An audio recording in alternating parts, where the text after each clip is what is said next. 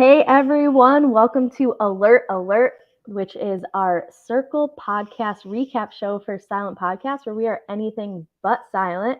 My name is Kari. Tonight I am joined by Josiane. Josiane, how are you on this fine Thursday evening? I am so excited. Just watched the VB Can finale. For those who know, I do silent podcast coverage for that. So I'm really excited. But I love reality competitive TV. So the circle is very much in my niche. And I'm so excited to talk about the last few episodes that premiered the other day. So yes, and I've never podcasted with Carrie before. So, it's gonna be a fun time. I'm excited to be podcasting with you. I've only heard good things about your podcasting. We've only played one game together ever, and you voted me out specifically. So, not to hold grudges or anything, but people don't forget Josiane. So, anyway, she went on to win, and I voted for her to win, but I was so bitter because I was the second one out, and I had to sit around for the whole game because it was like a full game jury. I raged about that. I didn't even care as much about being voted out as I cared that like I just sit Not there to for me. like 4 hours. But anyway, I digress. Um, Josiane, have you watched? What's your circle watching history? Yeah, so I watched actually the UK first season ever. I found it on YouTube because I was looking for something to watch because once again, like I just love reality TV, especially when it comes to strategy and competition. So I fell upon the Circle UK season 1 when it was still available on YouTube. Mm-hmm. I fell in love and immediately wanted a second season, not realizing that I had it was being announced the second season a few months later. So I was kind of early on. And then when Netflix announced The Circle, I was very excited. So, as someone who speaks French, I watched Circle France immediately, and then I watched the US one, and I've been in love since. So I'm day one Netflix Circle, but pretty early on in the Circle UK days, the original show. Okay, so I'm jealous that you speak French because I've heard the French one is amazing. So good. It's so good. Um I think the international, and I wish I spoke Spanish because I really want to get into like the Brazil one. I heard Brazil's good too. Yes, but there's something about international players. I don't know. It feels more fierce and intense, and Hmm. I don't know. I feel like there's less of a wanting to be popular outside of the show afterwards. They're really here to win and compete. Hmm. So I really love Circle France. If anyone speaks French or if anyone's willing to like read subtitles, I really would push for Circle France. Love, love, loved it. Like low key, if I ever got COVID, that's my game plan is to just like lay there and watch Circle France all day. I hate subtitles because I like want to play games on my phone while watching TV. That's like why I think I'm so invested in reality TV is like I don't have to give my whole brain to it. I can give part of it while still like doing a nonogram on my phone. So Yeah. me and subtitles just don't really get along, but I've heard amazing things about the French one, and I'll get there eventually. It's just slow and steady wins the race. In due time. So my favorite reality TV moment of all time actually comes from the first season of the UK Circle when at the final five dinner when like spoiler if you haven't seen it yet that's on you. I don't know why you haven't seen it yet, but when oh my god, I forget his name. When the Alex? black well, Alex, I remember because he was playing his girlfriend. But when Alex comes in and the black guy is like completely shocked that Yes. Alex is not actually was he playing Kate, I think was her name, as his girlfriend, like completely torn apart. The reaction that he had and just like that next few minutes was just pure entertainment for like Yeah. a viewer because he was so upset by it. That's like my favorite reality TV moment of all time. Mhm. So, No, that was really good actually. You're taking me back. Like that is such mhm, a good. I think season 1 is the key to falling in love with the circle mhm. actually. Like if season 1 wasn't the way it was, I don't think it would be as successful as it is today. Yeah, I agree with you entirely. So now that we've traveled down, old memory lane of our past circle endeavors, I do have it. I have to make a confession. So I didn't watch the last season of The Circle on Netflix.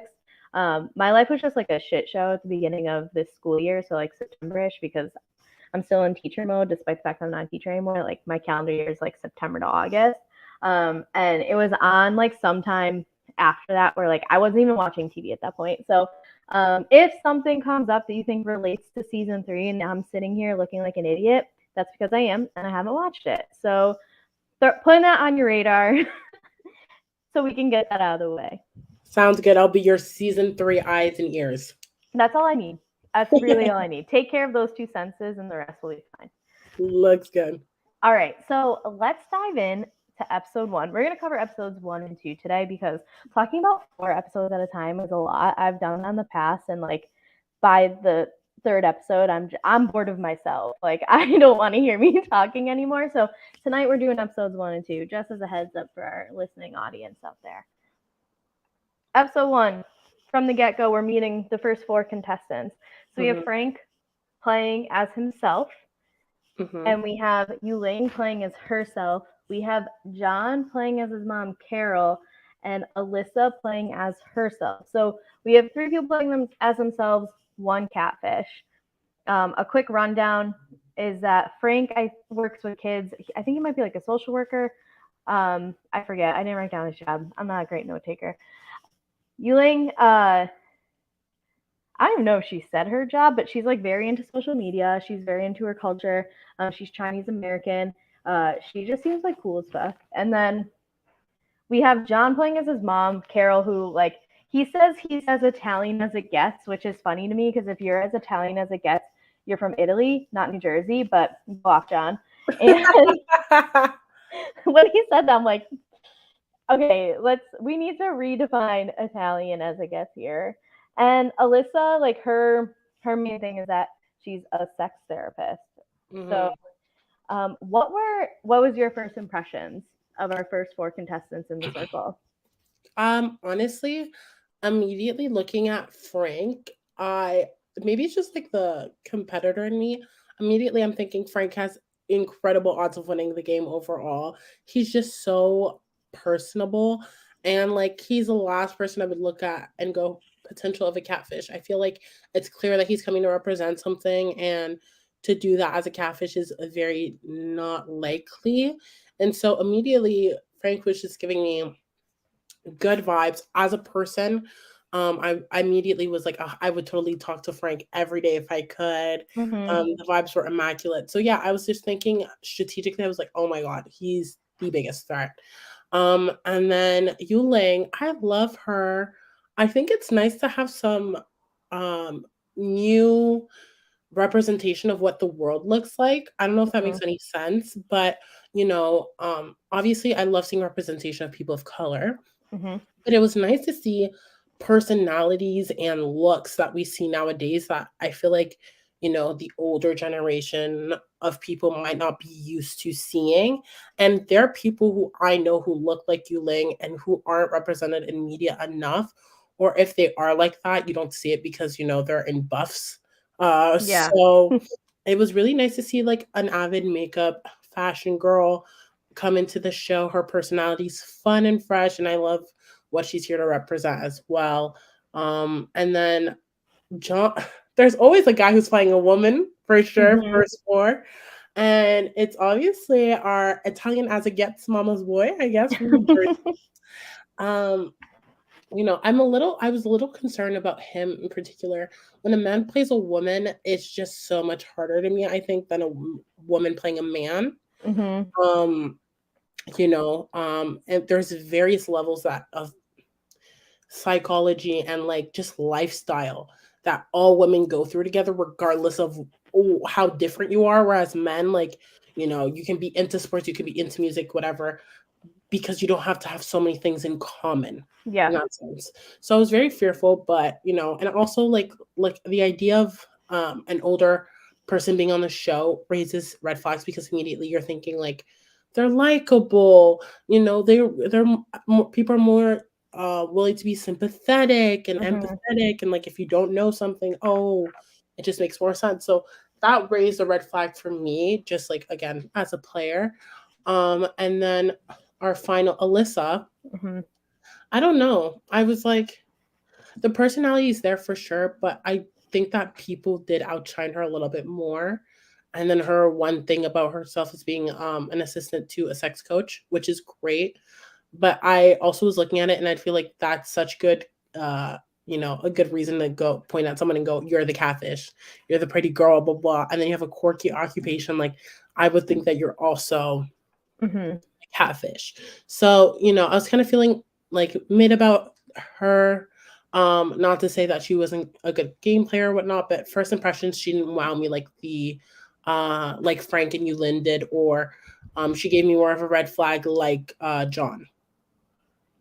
Yeah, when I first saw like the sex coach, sex therapist thing, I immediately was like, oh, please not let this be her personality too.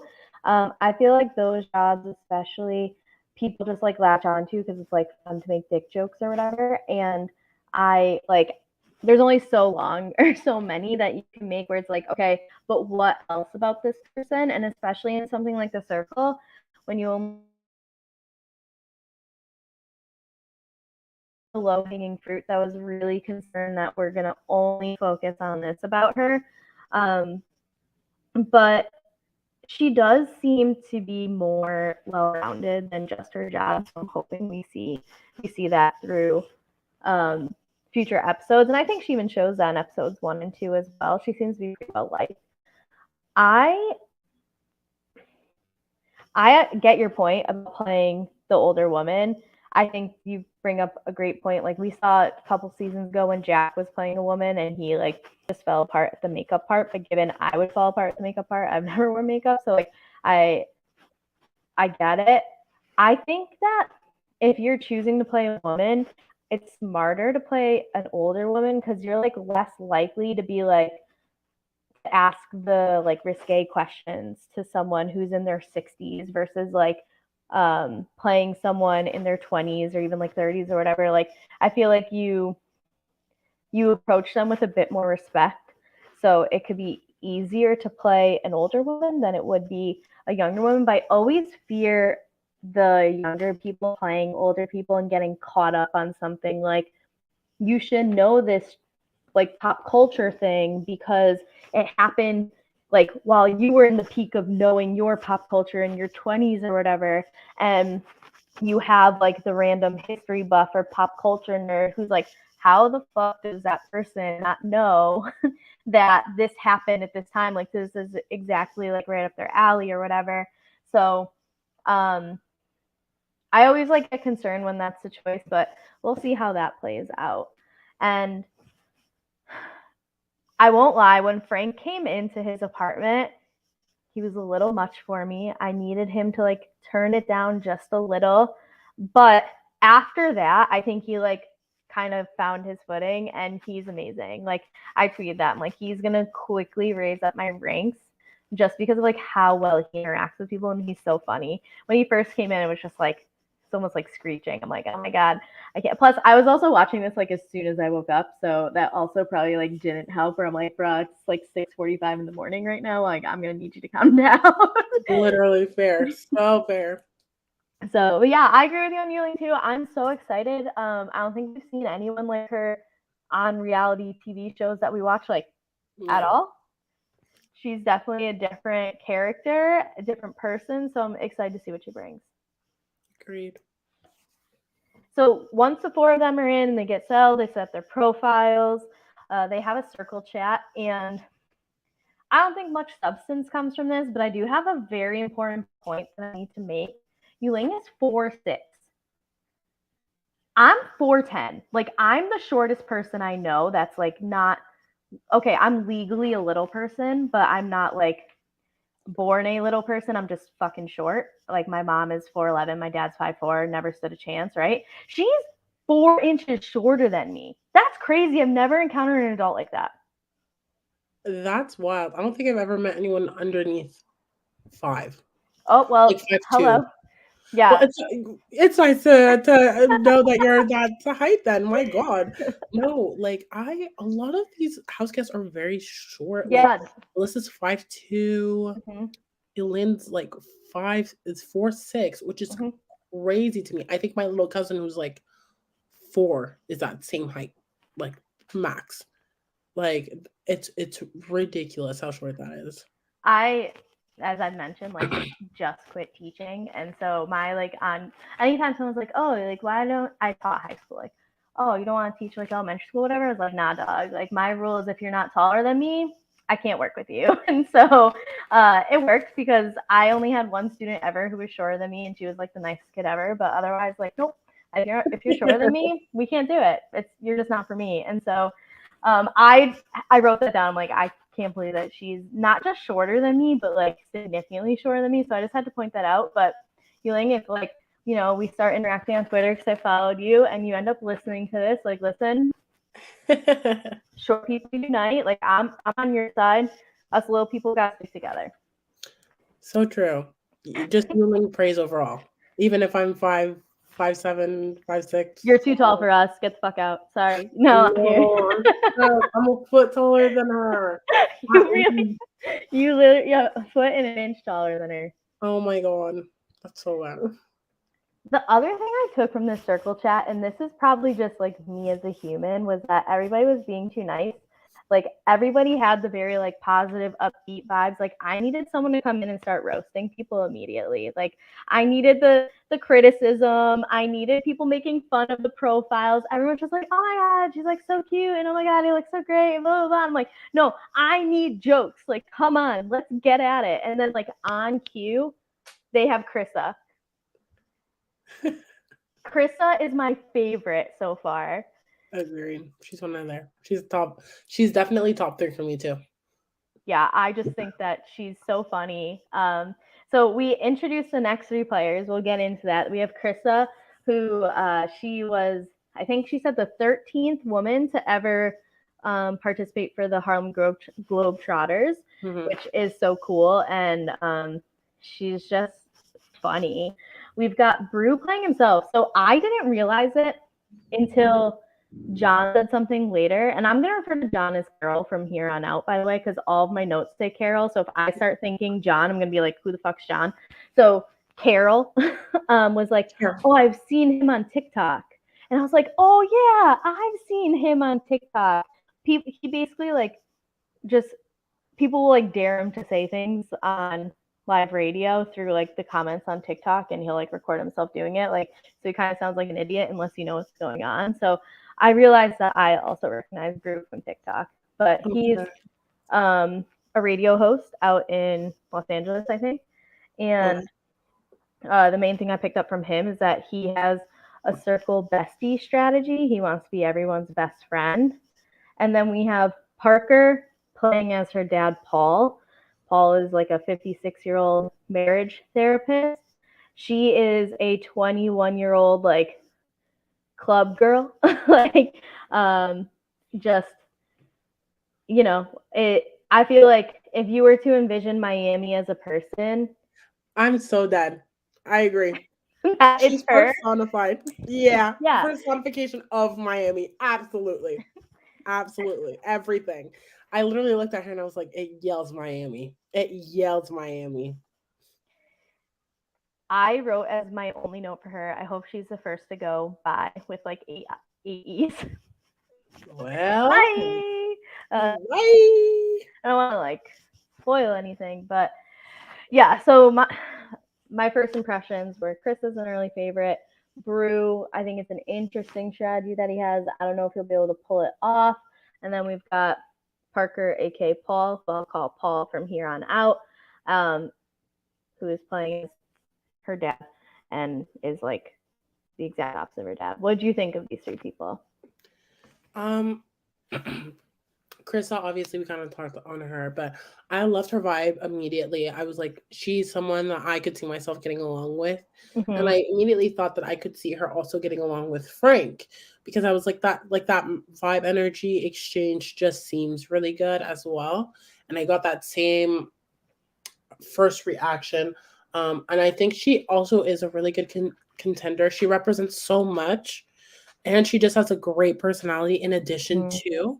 So it just feels like she's someone that I felt as though a lot of people could turn to for various different reasons, which is always good when it comes to a game all about social and connecting with others.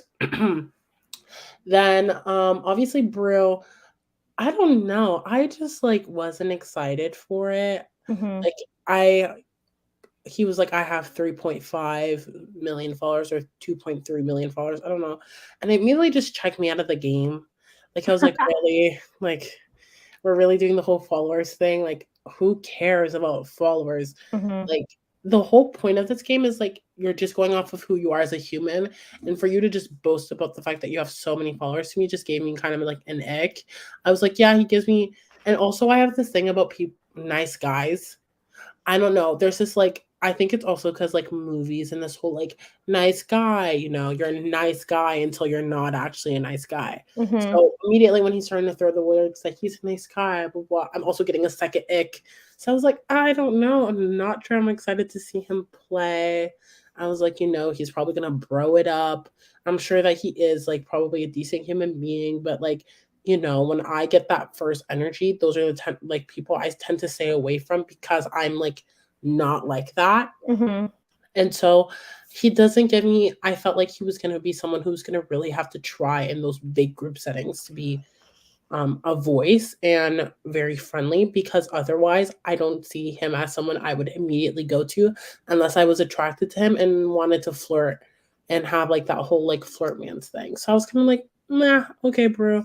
Especially since like also I don't know him on TikTok. So I was Mhm. like, you know, great, I guess. But also it's the fact that other people might know who he is. And that also takes another element out of the game that I'm not a fan Yeah. of. I like it when you don't know, unless you're like a celebrity, but even then, like last season, like the whole celebrity thing was like, eh. So I like what they did this season, but that's not for now. So that's a conversation for another time. I'm But so excited to talk about that though. I'm so excited to talk about that too. Oh my god. Literally serotonin, just thinking about it. So yeah, I don't know, just not a big Brew fan. I'm hoping my feelings change as the episodes go because I like to give people the benefit of the doubt. But as of right now, eh. And then finally we have who's the last Paul. one? Paul. Goodness gracious. I was like, the comment I said earlier about it's I feel like it's easier for women to play men. Mhm. I feel like it's easier to play men who are your age, Mhm. not like a huge gap. You know, you kind of touched upon it, but like when it comes to moments of pop culture and people are looking at you to be the person who knows something and you're maybe one of the youngest people playing the game, it just doesn't reflect good. It's a bad extremity. I think if you're going to lie in the game, lie, but do it very close to you. Like I get that's your parent, but at the same time, like how are you supposed to play your dad who's a marriage therapist? Like Mhm. therapy? Girl, Right. it's like it was already giving realtor from the pictures that you chose, which is Mhm. what she actually does. I don't know. It's like if you're gonna lie, lie as close to the truth so that it doesn't bite you in the ass. And I was just like, I literally had no hopes for her. Not to say that she wasn't a good personality or that she couldn't lie and catfish, but I was just like, you really are putting the odds against you and you're not doing yourself any favors. So I was like, I won't grow attached to it or really interested in it because I already see your demise. Yeah. I would like to quote Omar from this week's Survivor episode when he said, yeah, tell a good lie, not a stupid lie. And she really could have used that advice. For sure, for sure. We'll get into it more because So we meet those three and then we get back to the circle chat. So before Brew, Krista, and Paul get invited to the circle chat, they're talking about having schnoodles, which uh what the fuck is that? It's a dog, but like I don't know what a schnoodle is. It sounds like a cookie to me. Like, hey, can I get like a ice? schnoodle, Yeah, please, like yeah, or the can I please chocolate get chip cookie. like yeah, like let me get a medium caramel latte and a one of those schnoodles, please. Yeah, can you warm that up for me? That'd be great. Like, what's a schnoodle? Literally, I could not. I'm so bad with dogs. I am a dog lover. I promise y'all. But I could not name you any type of dog except for maybe two, and that's a golden retriever and a husky. Don't ask me about any other name. You could literally tell me that a dog's breed is literally called. apple, and I would totally believe you because I don't know any of it. So like I can't imagine being in that conversation and them talking about schnoodles and me thinking it's those like like not macaroons, but like those little like they look like macaroni like cookies. Like the girls I get it, and the girls I don't. But like I just a lot of these conversations are not for me, and that was definitely one of them. So funny. You don't worry about ever forgetting what type of dog I have because it's one of the two that you know. Nitro is a golden retriever, so you're set there. Yes, that's literally all I need. And I know the name's Nitro. I used to be a barista. I'll put two and two together always, always, always, always. Yes, He yes. was named after an American Gladiator, which is a show from like way back in the day that Okay, T. I can show you after the exact person he's named after, but we get back to the circle chat. So we've ordered our schnoodles. They're going to be our afternoon snack. And then Brew, Krissa, and Paul join the chat. So they start mixing it up, just, like throwing things back and forth. What do you do? Who are you? Blah, blah, blah. And then I believe it's Alyssa that asks, okay, so what would the name of your memoir be? Which we had some decent titles, I thought. I thought Frank's was hilarious, Titties and Tequila. And then we had Alyssa said whining and whining, which I also thought was good. Agreed. Were there any others that were like, it's a brutal day or something like brutal? You could have done better. But then Krissa is like, I'm a jock. I don't know what a memoir is.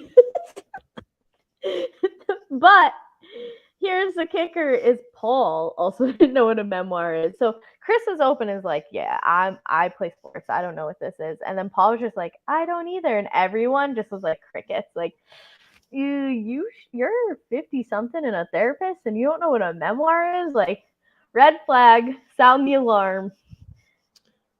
So ridiculous. When I tell you, I stood there. I am a year younger than her. I think she said she was 21. I'm 20. 21, I know yeah. what the fuck a memoir is. Girl, get it together.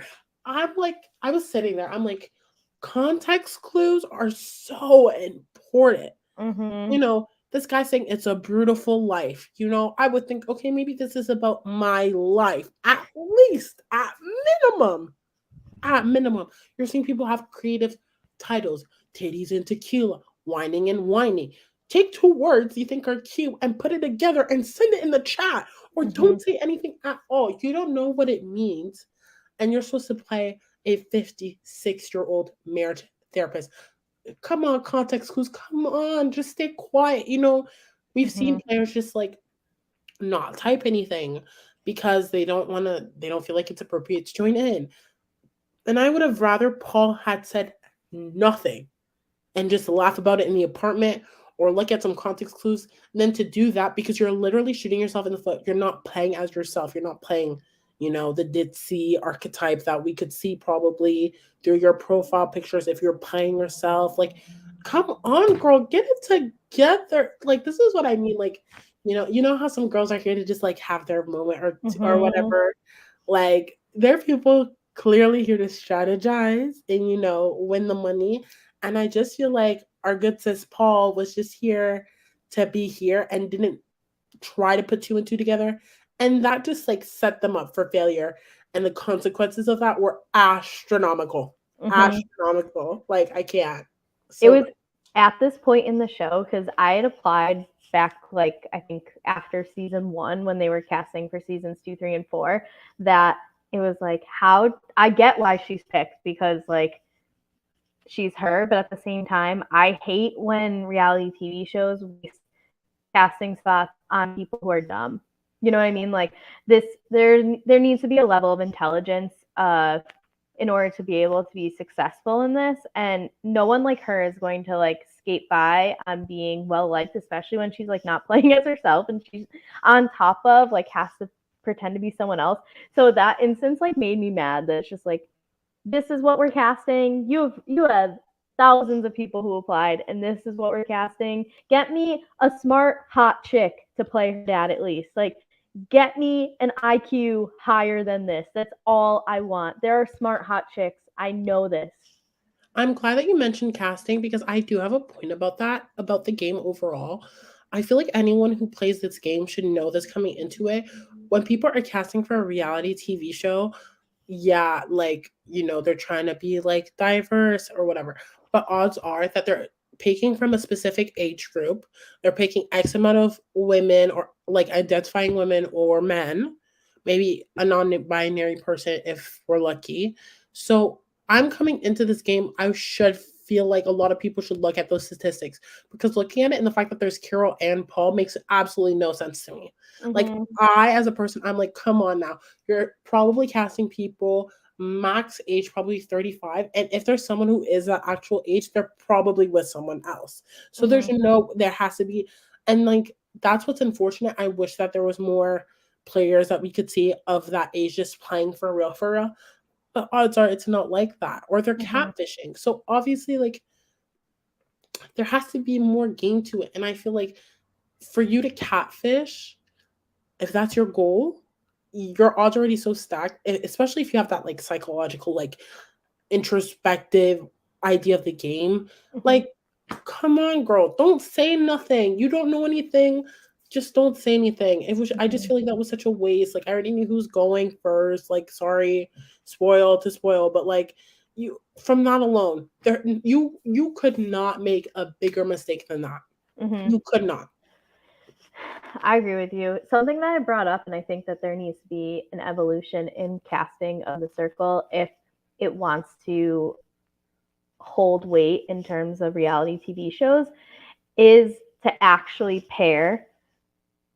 not pair, but give someone a counterpart. Like, if it was actually the mom and the dad and not these 20 somethings playing them, so that you do have that like point of relation that, like, oh yeah, we're the old people, blah blah blah. But I guess in this way they both had like being catfish of that, but you can't be open about that where you don't like get to be yourself. And so I do wish that they almost like picked your counterpart that they expected, at least for like your counterpart, because if you don't have someone to relate to, like we see it in all social strategy games, that if you're the odd man out just based off of whatever it may be, if you're the only girl in an all guys tribe, if you are a person of color with all white people, like, we've seen it time and time again. The odd one out is the easy one to get rid of.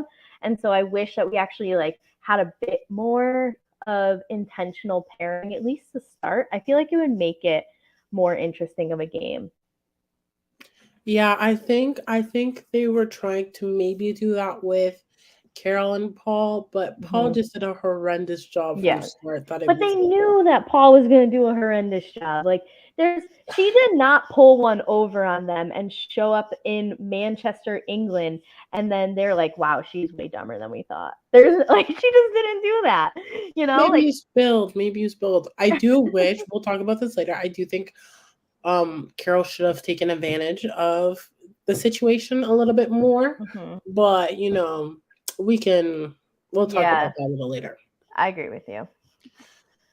After that group chat, we get the first game called Been There, Done That. And so basically, the circle asks a question, and the players gave a thumbs up or thumbs down if they did it or not. So, quick run through of the questions was, were you popular in school? Which more of them were not popular than popular. Have you walked down the red carpet? Which a couple of them have, like Frank and Brew have.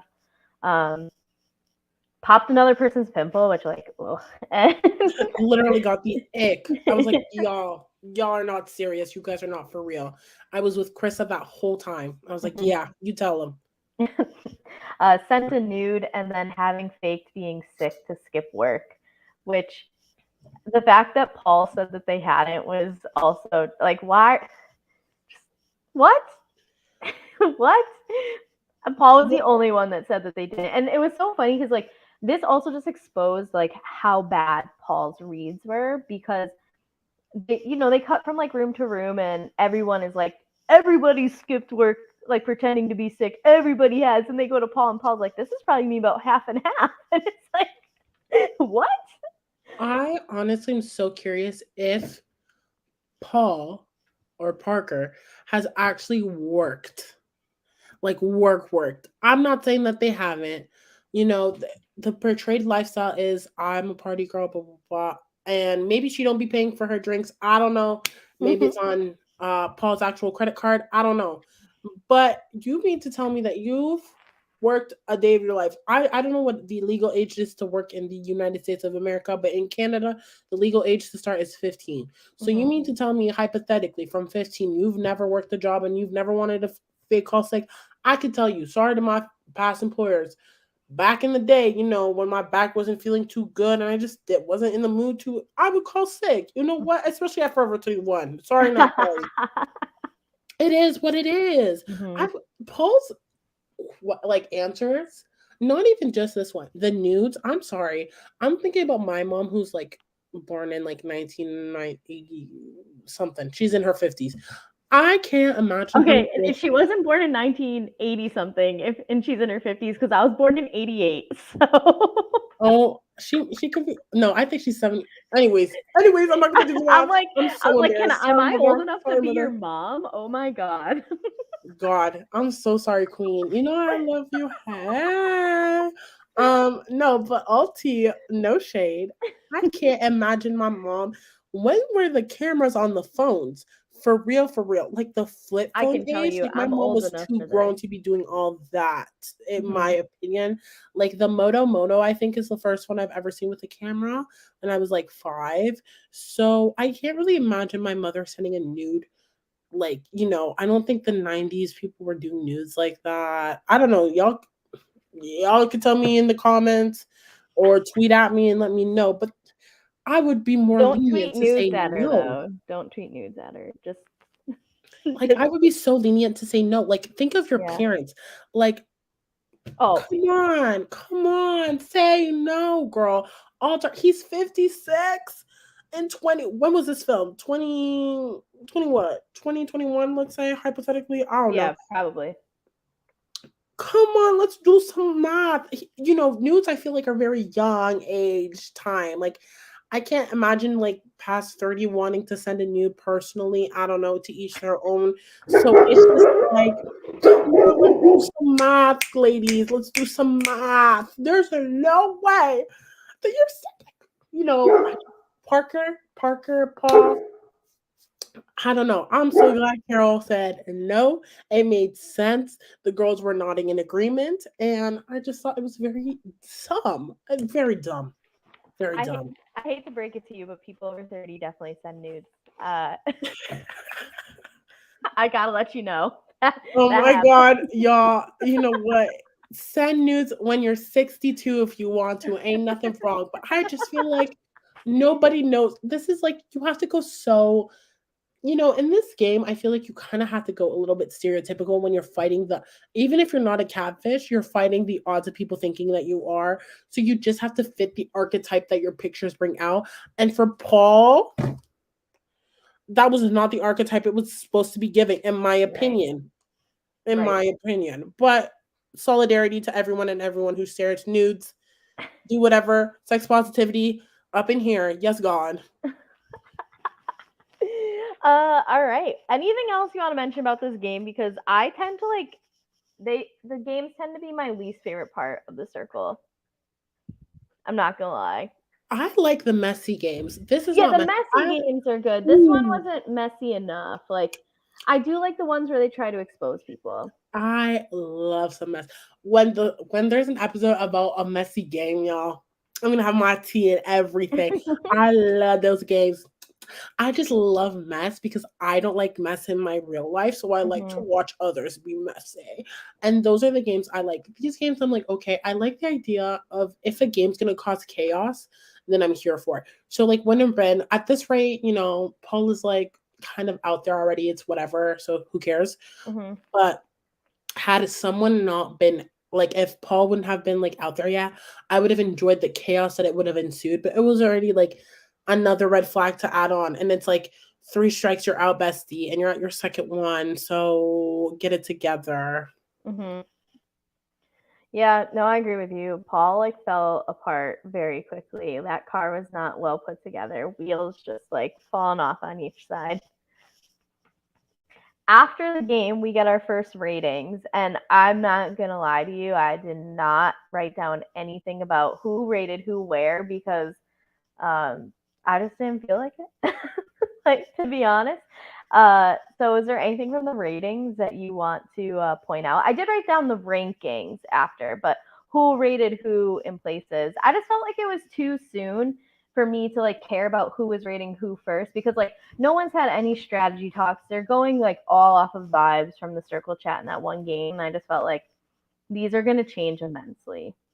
Yeah, I think the first rating is all about first impressions. So, like, regardless of the outcome, it wasn't worth it because I'm like, you're just going off of like, no one's picking the same ratings for each other because you don't really know. So it's whatever. Mm-hmm.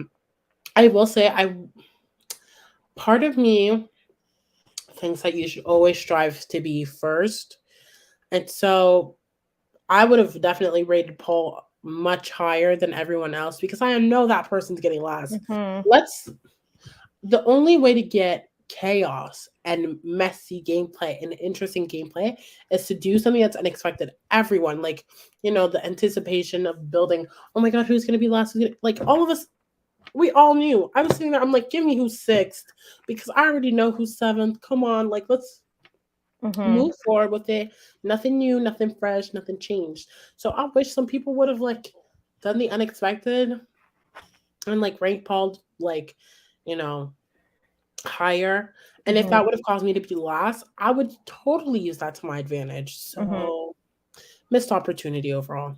Yeah, I think that like you had said, the international versions tend to get tactical a lot quicker, and here it was just like straight vibes. There was not a lot of gameplay in these rankings, which is also like another reason why I didn't really write anything down because I just felt that no one was really thinking with their game brain. It was more just kind of like, all right, let's do this genuinely how I'm feeling about it. Yeah, I agree. Um, yeah, I was shocked to see who got sixth, but it's like also, what more can you do?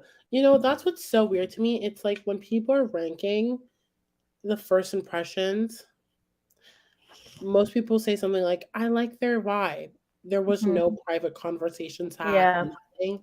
So it's just like to hear people rank people six, it's like, well, like, what do you mean? Because they were probably able to only send one chat and they were probably overwhelmed. Like, who cares? But it is what it is. Yeah. I agree that it's that first one's hard, and so even like including strategy, I guess. I mean, that's the thing. It's like in this case, you had Paul, who is just so evidently the on the outs of everything going on. Like I don't even know if Paul actually like got on a plane to the UK and was just like playing remote from the US and was like a time zones behind because otherwise I don't know what's going on with Paul. So the rankings happen. But before we get the ratings, we get a couple of group chats. We get the guys chat, we get the girls chat. Um, I didn't really get much from the guys chat besides like Brew was a little skeptical of Paul, which like good job, Brew. We all are. You're on this sleuth. Proud of you. And in the girls chat, Carol kind of implies a girls alliance, which we see later on is definitely something Carol actually cares about. Um, but then they just talk about sex therapy. I just, I kind of, you know, it's so easy to group people together based off gender. Mm-hmm. The boys chat was quite boring. Mm-hmm. Nothing of substance, and it's also like when you're having Paul lead the conversation, it's like what are you gonna do, really? Mm-hmm. Um, I do think that the having the women is important for Carol. I think Carol's gonna need that because as Carol, it's gonna be hard for Carol to relate to a Brew or a Frank. Obviously, Paul is someone technically on paper that should get along because they're both parents, are both older, whatever. But if you're gonna make a group chat where you need to have your numbers together, that's a big group. So strategically wise, it makes sense. But you know, it's the first day. It's a lot of like typical gameplay. I like when we move past the first day and the second day because you kind of get into the nitty gritty and group chats that are Mhm. interesting, dynamics that you wouldn't expect and that you're intrigued to know more about.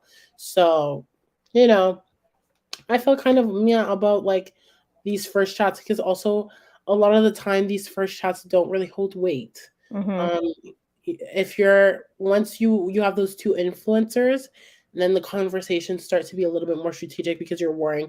There's this idea of self preservation. While right now everyone's like, I'm just trying to get to know you, but you don't really get to know these people in these chats anyways. And then Right.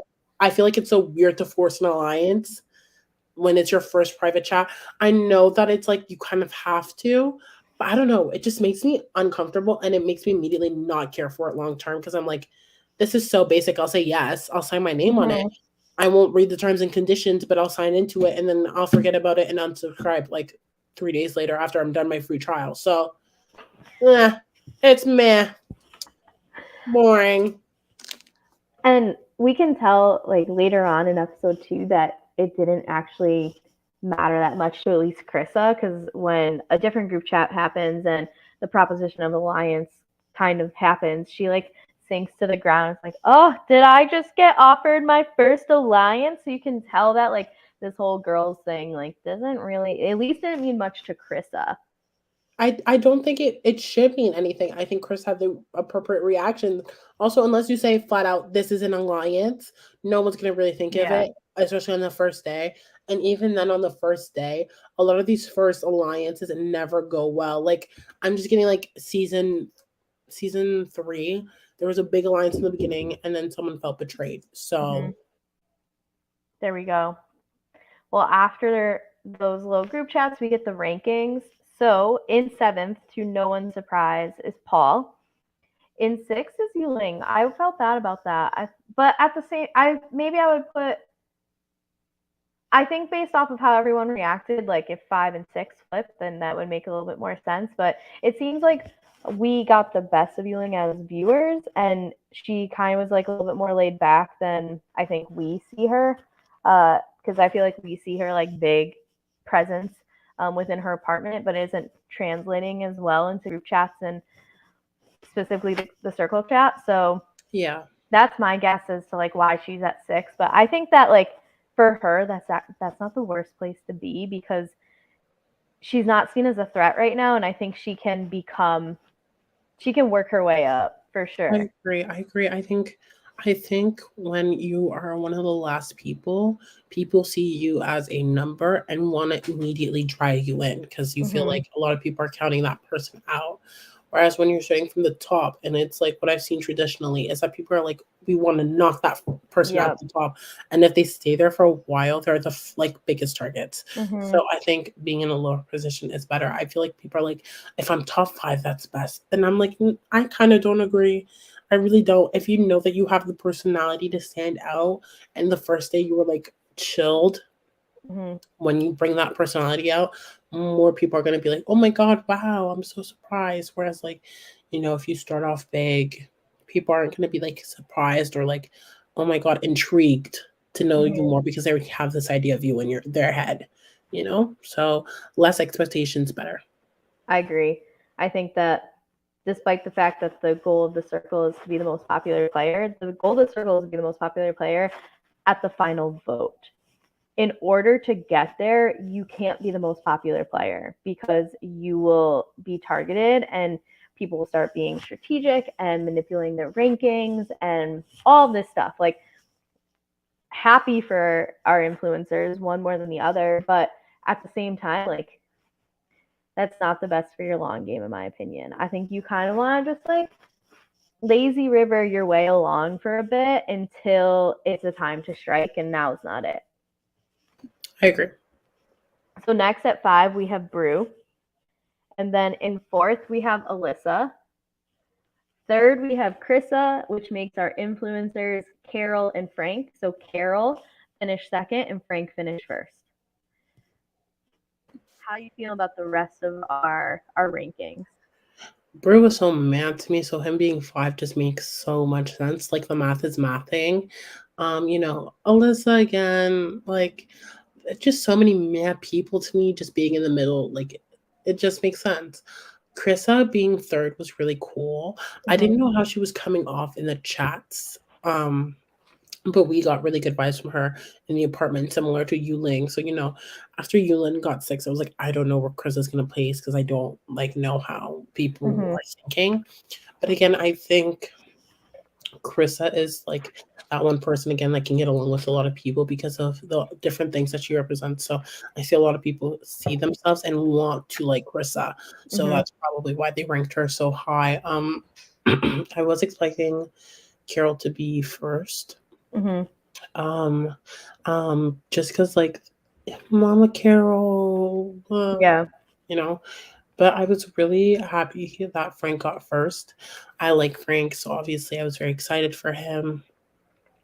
And I was just like, okay, what Frank and Carol do from this point on is going to determine so much of their game. Mhm. It's a pivotal moment. Like Mhm. you can have several pivotal moments throughout the game, but this is a big one because it like sets the tone. And so I was like, okay, I don't know how their views are going to align to who to eliminate because they seem like on two different ends. Mhm. Yeah, I do think that Carol has more of a strategic approach to this game than I anticipated upon first impression, which it did impress me just especially as we see throughout the second episode and once they get to the influencer chat. I was like, oh, okay, like Carol gets it more than I expected them to. Um, However, I still think that they have an uphill battle trying to play as their mom. So we're there, and I'm happy for Frank too. And if anything, it kind of like scared me a bit that he's number one already, just because now we have a target on Frank, and I want Frank to stay around because I think Frank's funny. So Frank adds like value to the show for me in terms of an entertainment standpoint, but Frank also gets it as well. I think we see good strategy out of Frank in the second episode. But before we get to the second episode, because Frank is the number one ranked player in this ranking, he has a choice. He has to choose between two profiles. I shouldn't say profiles. I should say players. He has to choose between two players to enter the circle the next day. And what Frank doesn't know, which is uh, my favorite part of the show so far, is that it didn't matter who he picked because we're getting Baby Spice and Scary Spice, aka Melby and Emma, in the circle as whoever he chooses. Spice up your life, they said. Spice up your circle life. I was so like before they announced it, I'm looking at both profiles. I'm like, pick Jared. Come on. Pick Mm-hmm. Jared. I know the other one is eye candy. Don't pick Jared. Jared seems like a nice guy. You can really reel him in. That other guy is giving too much frat bro, low Mm-hmm. key. And I felt like was gonna connect more with Brew in the off chance that that person came in more than Frank. You never know, but Mm-hmm. again, you're going off first visual what you see. But then they announced Melby. I was so excited because the previous season, what they did is that they got Lance Bass's Assistant. Wait, assistant. so wasn't that season two? Was that season 2? Yeah, because I definitely missed last season. Whatever happened last season, and I saw Lance Bass's assistant. I'm trying to. Ooh, maybe I'm getting my seasons mixed up. Because I was like, wait, did I not miss a season? Either way, whatever season happened, we had But Lance yeah, we Bass's had the assistant assistant. playing Lance, and she was so bad at it. Yeah, I was just not here for. I was like, what was the reason? It's Like, also hard to be a celebrity in the circle because, like, the end game is to win money, and no right, one's gonna just hand Lance Bass something. $100,000. You're the last person who needs it. Exactly. You're setting yourself up for failure. So I was like, but having this instead is the Mm-hmm. best approach and the most smart approach moving forward if they continue to put celebrities in the house, or at this rate they should just do what the UK did and have Celebrity Circle Mm-hmm. um one season for the US because that has a lot of potential for them as well. So I was just very, very excited about the potential of this. And I was so excited to see what would happen, the shenanigans that would happen, seeing Scary Spice and Baby Spice in an apartment. Like, I was just very overall excited. Thumbs up for me. This is the first time they've ever involved a celebrity that wasn't like a host or whatever for a game Mm-hmm. that I was here for. So, thumbs up for me. Good job, Netflix. Yes, I mean, I'm prime Spice Girls age. Like I had a Spice Girls shirt. There's a picture of me like trying to pretend to play guitar while holding or wearing their shirt. Like still remember it. Love the Spice Girls. Very happy to see them, and even more so, like not to spoil this whole second episode, but the best part is the two of them. Like I want Emma and Mel and Cookie in an apartment, and I just want to watch it all day. They are so funny. They're so funny together. Yeah, I definitely think that they are a big entertainment factor for me. They had me laugh the entire time. Like, I just overall enjoyed it so much more. It was so much, I think it's very pleasant. I think the one thing I realized about season three is that the people who were left at a certain point, I just didn't like. Mm-hmm. The person I ended up rooting for from the beginning ended up winning, which was great, but it was such a hard uphill battle um, for that person to win. So I was just like, you know, very like not enthusiastic about, watching the rest of the season, and it was a little bit of a struggle. Whereas, like, obviously we'll see how the season pans out, but immediately still being consistent with entertainment and what's happening for the first four episodes overall. Those are the episodes we got. I was very happy, and I hope to have that entertainment value continue on.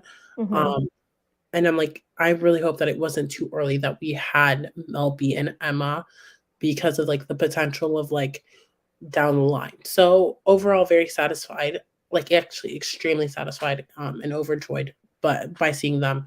But we'll get into more of like what they did in Yes. episode two.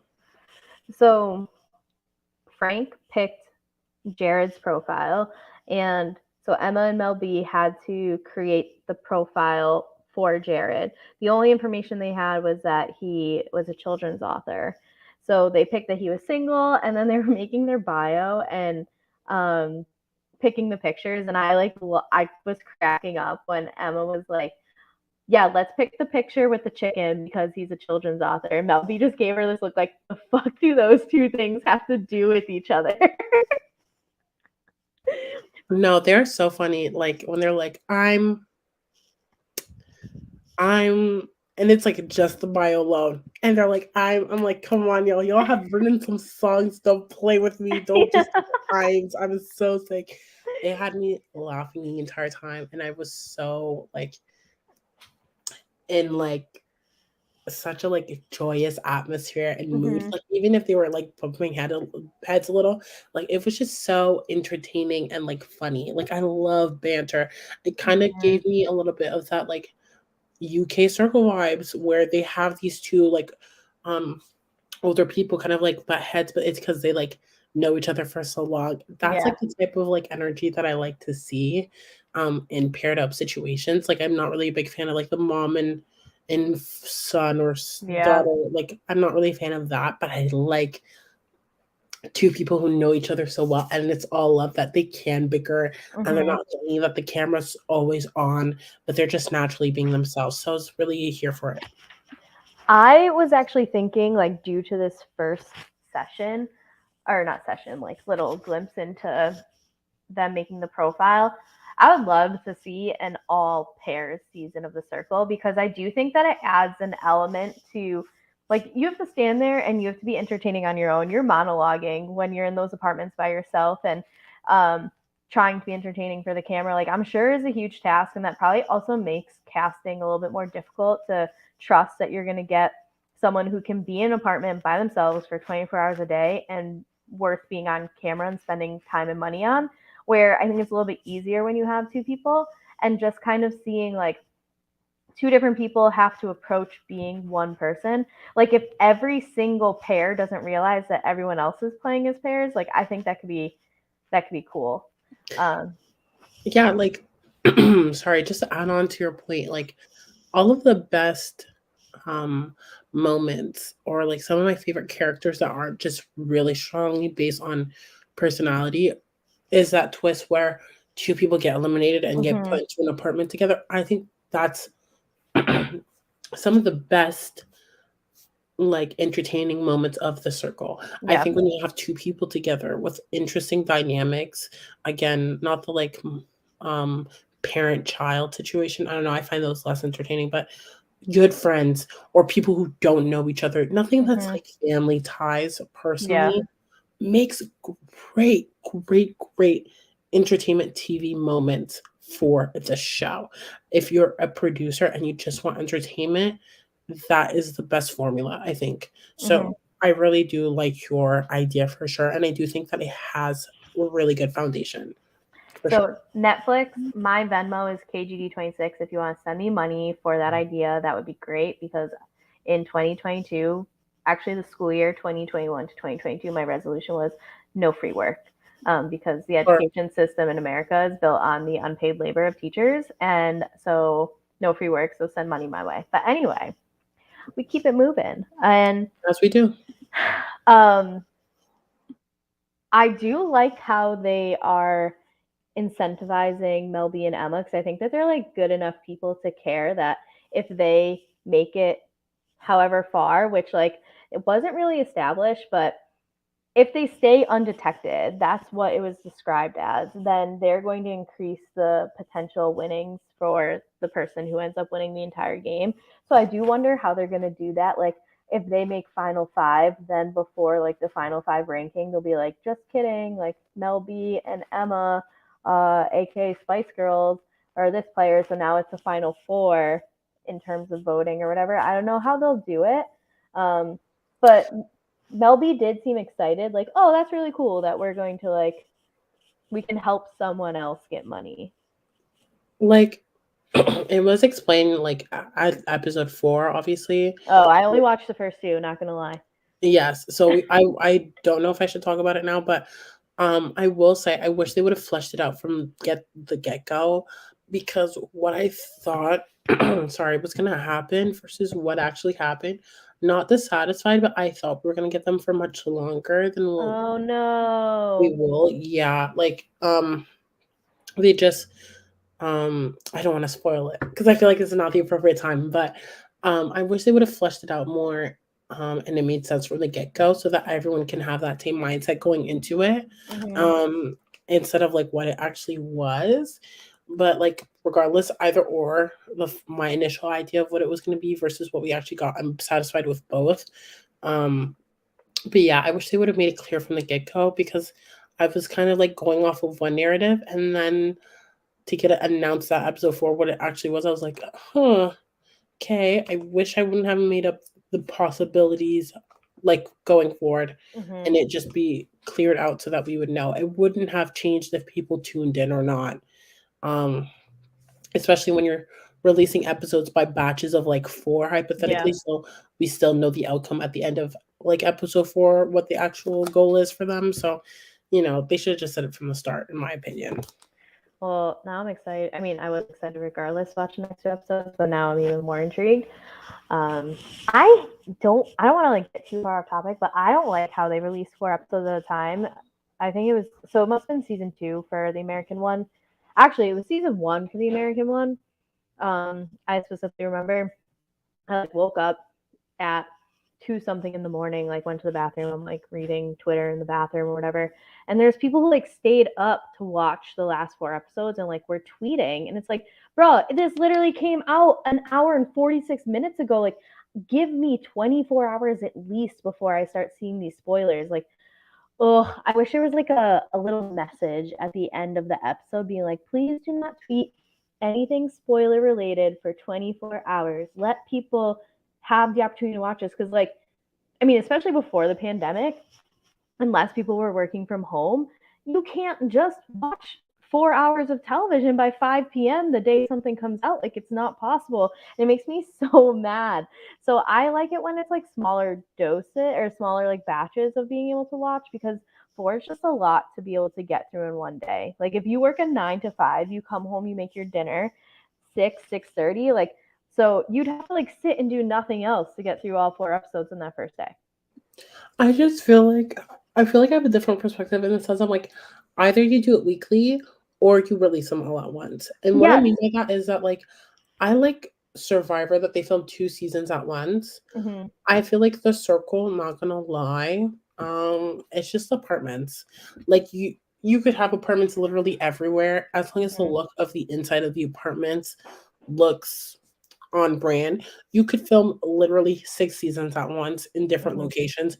No one would know the difference unless you asked a specific member, where did you film this?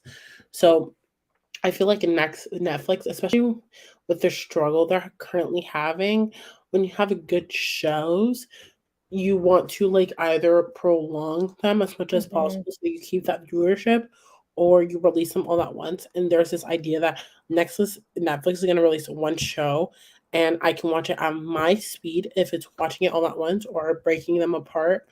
And then I know that there's always like mass production being made, so Mm-hmm. I'm gonna have that next season very, very soon, because the more you like keep people on your website to watch your stuff, the better. So I Mm-hmm. just 4 episodes is such a weird number. Well, I see that I agree with you. Like, give it to me weekly, one at a time. It's just watching 4 in a day is very difficult to then also expect there to be discourse about it. Like, and because social media is such an important component to shows like this. Like, you you have to consider that you want people talking about this show on Twitter.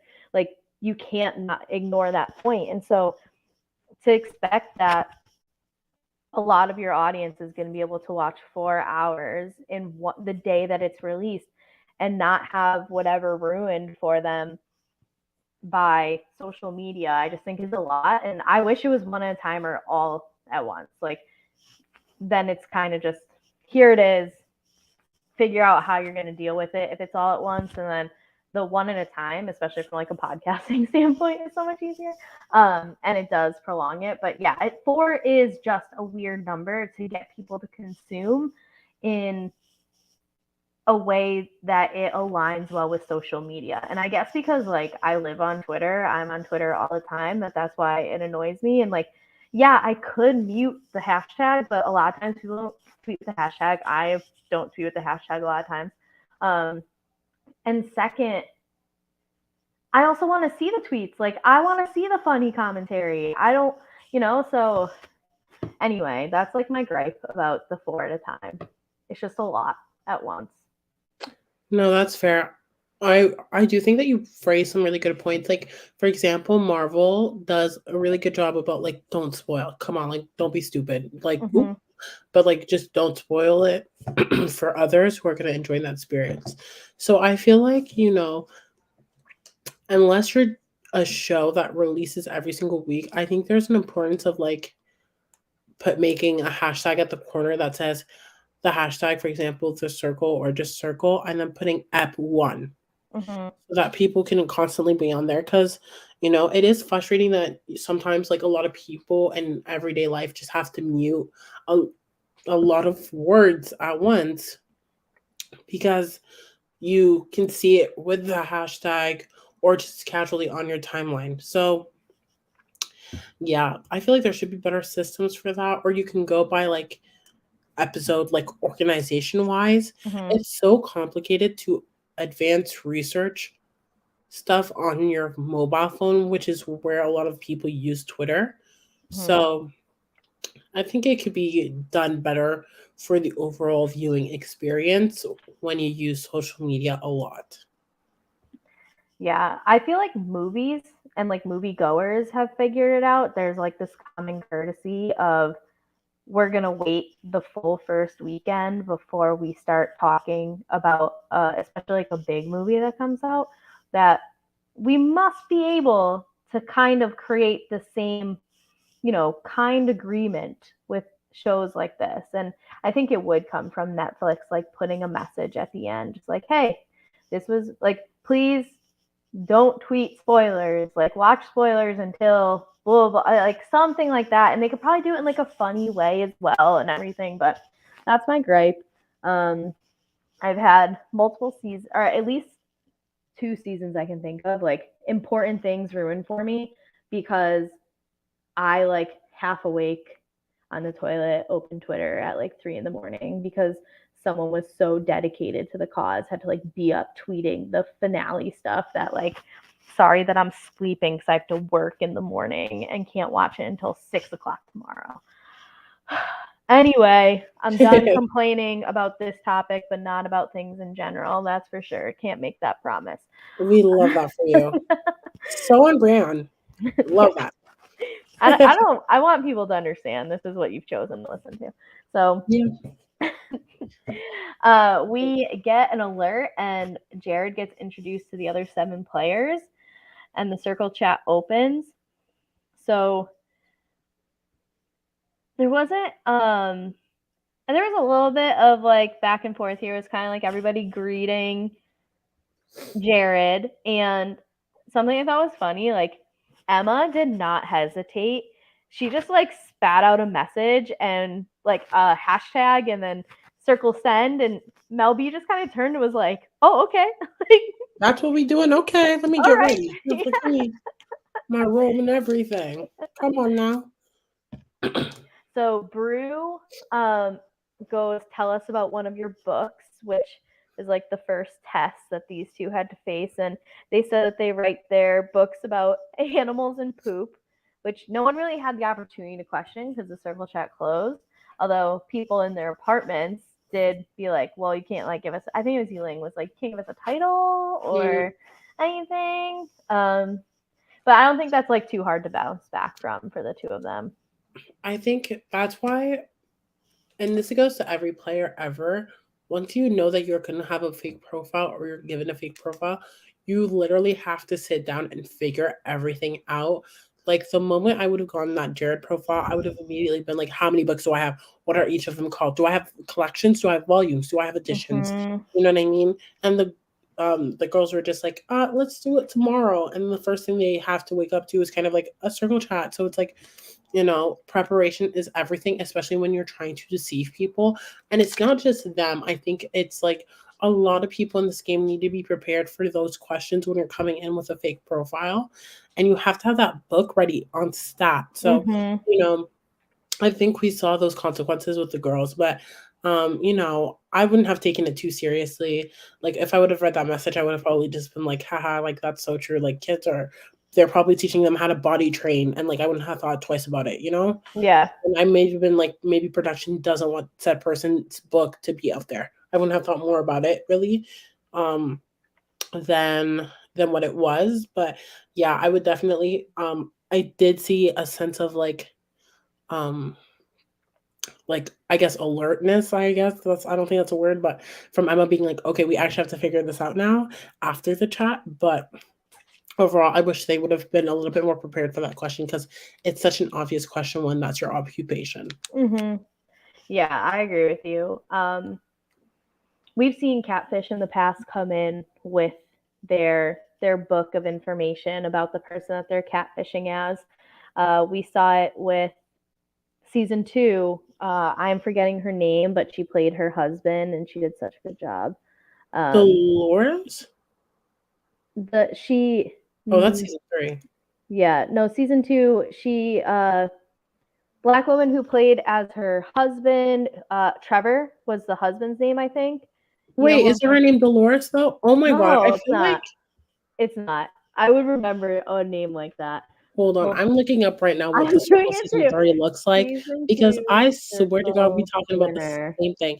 Was there? Okay. Delisa.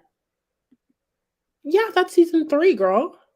No, it's season 2. I literally searched season 2 circle winner. Delisa, and her husband is Trevor. Season 3. Oh, season 2 had Chloe. Yes, it did. Okay, there is another Black woman who played her husband in season 3, I believe. Got it. Okay, we figured it out. That's why I'm so confused. And there was James. Okay. Because things are clearing up. The math is mathing. Okay. Delisa had her like her like husband Bible essentially, and that saved her. Do you remember when they showed the picture of like Eli Manning and she's like, I know they're Giants players, like I should know this, and like pulled it out of her ass because of the thing. Like, yeah, like you have to be prepared for it. You are at such a disadvantage playing as a catfish in this game. You have to be on 10 at all times. You can't slack. So yes, I agree. They should have had something like that ready and raring to go. Yeah, for sure. Now I'm confused because I'm like, wait, is this season 3 or is this season 4? This is 4. Girl, maybe I need to rewatch season. I'm so confused. Anyways, I feel like season 3, like, no offense, Netflix, if you're listening, because I know you are, because you're gonna take my idea and run with it, but season 3 like did not have a lot of positive social media energy to it, I guess is the best way of putting it. Like, it did not seem very popular on Twitter, where season 2 was good, I thought, and it followed the UK season with Manrika, who is like my favorite circle player of all time. I think she is like the GOAT. So I feel like season 3 like kind of fell flat. I didn't watch it, but that seemed to be the consensus. Oh my god. Yeah, okay. Yeah, I'm seeing who was in season 3 again, and I'm just getting all the first feelings I was getting about like how I didn't like that season at the end of it, even though one of the people I wanted to won, I'm pretty sure. I'm not. Anyways, moving forward. Yeah. After the chat. After the chat, we have Cake Me As I Am, which is always a fun one. I think we have like one of the more iconic circle moments. Was it Joey's cake in season 1? That was like a complete mess from this, but you get a lot of like gender norming in this one. That's like, this can't be by a boy. A girl wouldn't have. So that annoys me because like, I don't know. I can be good at things that men are good at. Men can be good at things that women like are stereotypically good at. Like, I can't. If I had to if it was a requirement where I had to bake it, I couldn't do it. I can't. I hate cooking, baking, all that shit. I'm awful at it. Decorating it, I could have probably done decent at. I'm like a little bit crafty or whatever. But if it was like bake a cake, I'd be like, bro, I'm out. And they'd be like, you're not a woman. You're supposed to know how to operate a kitchen. Yeah, that's what I mean though. This game is really about stereotypes and like what you think of the world until you get to like a point of comfortability and getting to know people that you see outside of those stereotypes, which is like a really good aspect to the show. But those first few days, like, and anytime someone new is introduced, like you're getting those stereotypes from day one. So, you know, seeing the competition, I was like the only person I felt like had expectations aside from like the gender norms was Carol. Yeah, because she said she liked baking. Avid baker. I don't know about all that, especially since like I don't know if you realize, but Carol did not decorate the other half of their cake. It's just the front half. I don't know if you realized that, but I did. I was like, come on, you can't even do the whole cake. Come on. And that's what I mean by like when you're playing someone, you need to play someone who has the same strength as you. I'm tired of the makeup challenges and the cake challenges. Like they're funny to me because I'm like, ooh, you're gonna get outed, which I enjoy. But if I was a player, like I'd have to play to my strengths. I feel like unfortunately, if you're a woman, it's much easier to play a woman of your age. And men just pick women and then there's just another level. There's gonna be conversations about vulvas. Like, there's going to be conversation about makeup. And if you are really not prepared, the only person I've seen do it flawlessly was Alex. If you're not ready if you can't do it, just don't sign up to be a woman because it's so much more complicated than you think. Yeah. I think he had a good comeback about like, I bake, I don't decorate, but it's like, it still would raise a red flag to me, which is unfortunate. But when you have baker, you're an avid baker. Do you not decorate as well? Like I feel like everyone I've seen bake like decorates to a degree, so they should be over the average standard. And I felt like there are other people who are over that standard, Mhm. that weren't advocating that they were bakers. Yeah. No, I agree with you that this was had some potential to out people. It's like a low risk one, but there definitely is some risk to it. We My question about this was a lot of people are like, "Oh, this cake showed this person's personality. This cake showed this person's whatever." But like I didn't feel like Frank's cake showed their personality at all. I thought his was like kind of lame, to be honest. Like I thought Yuling's was amazing in terms of showing their personality. Chris's was great in showing their personality. I don't know, the dog one was like kind of weird. I loved that someone was like, it has a must. I think it was actually Paul who was like, no, that was Paul's cake. So whoever it was like, does it have a mustache? I think Brew might have said it. Brew said some Maybe. comments about Paul's cake, but Mm-hmm. the whole personality thing, I only saw it in Yuling and Krissa. Everyone else, I Mm-hmm. was like, whatever, it's a cake. But I also wouldn't think too deep into it. Like, I'm not looking Right. at cake and going, I want to see your personality. I guess it's the name of the game, but like, I would not factor it really too much in my strategy. I will say, again, with the whole stereotypes, if I was playing Paul, again, we know that Parker's not the sharpest tool in the shed, but I would have effed that cake up in the worst way. I Mm-hmm. would have, because that's the idea, which is so stupid Mm-hmm. because a lot of men that I know around me know how to cook and bake and Mm-hmm. they're great at it. And so it's like, we're going against like American norms, I guess. I would have thrown like shit. I'm sorry. I Mm-hmm. would have thrown shit at it and like gone crazy and have so much fun in that sense because I know that I'm playing a man, and that's a stereotype that I have to think of because this is a hypothetically day two. So even Jared got some shit because the cake was like good, Mm-hmm. and I love that cake for sure. But it's like when you're playing a man, apparently you can't bake and cook. So Nope, not allowed to. You have to be fed by the woman in the kitchen. That's it. So Krista wins. She gets a trophy. She was funny where she was it's her little speech or whatever. Um, I like that she's like, and I want to think basketball. Like, okay, just the sport of basketball.